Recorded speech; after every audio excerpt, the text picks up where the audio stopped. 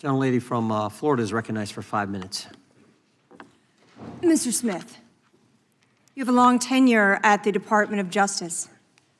Would you agree with the statement that DOJ charging policies require prosecutors to bring charges only where the admissible evidence is expected to be sufficient to obtain and sustain a conviction? Is that right? That is correct. That's from the federal principles of prosecution. And in this case you brought against President Trump, one of the charges you pursued was under Title 18, Section 371, which requires an agreement to interfere with the lawful function of the United States through deceit or dishonesty that the defendant knowingly and intentionally joined, and an overt act. And what I'd like to ask you about is this. So you would agree that Section 371 requires dishonesty or deceit and also proof that a criminal defendant acted knowingly and intentionally. Is that right?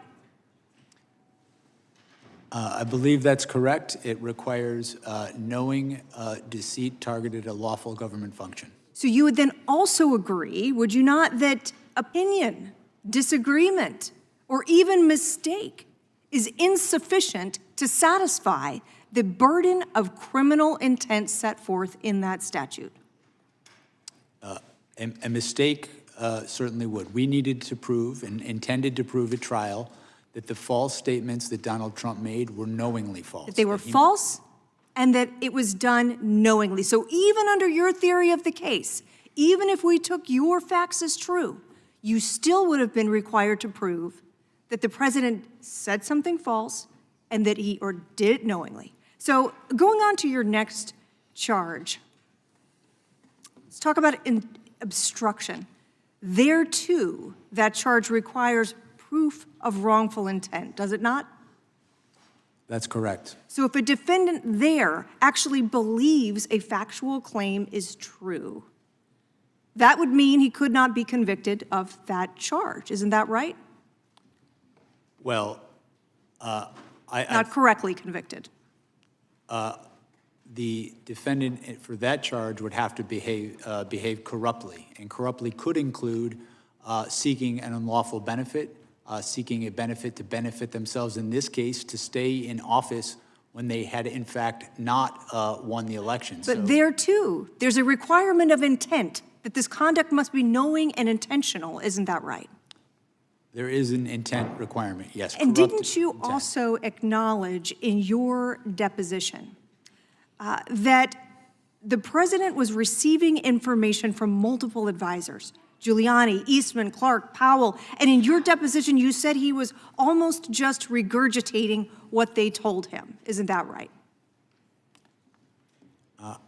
I don't believe I said he was regurgitating what they told him. I think what I said is that he was making knowingly false claims, that he was believing anything that would keep him in office, and he was rejecting anything. You would agree that those people, or some people, were giving the president conflicting advice at that time, would you not?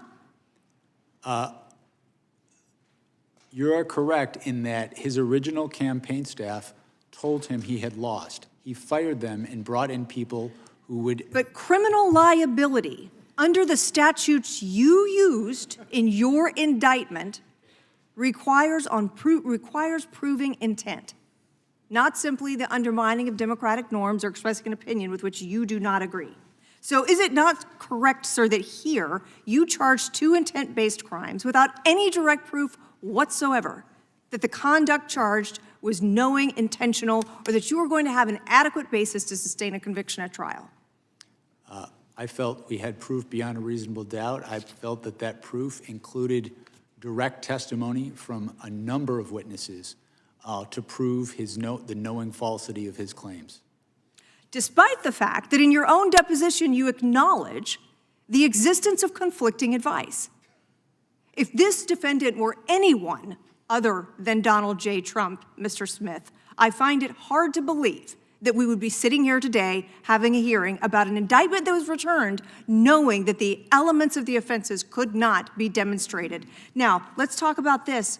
I assume you're also familiar with the Department of Justice policy that prohibits prosecutors from selecting the timing of investigative or prosecutorial actions for the purpose of effecting any election. Yes, I am. That's the election year sensitivities policy, and we followed it in all respects. The public integrity section, who administers that policy, concurred that we followed it in all respects. Mr. Chairman, my time has expired.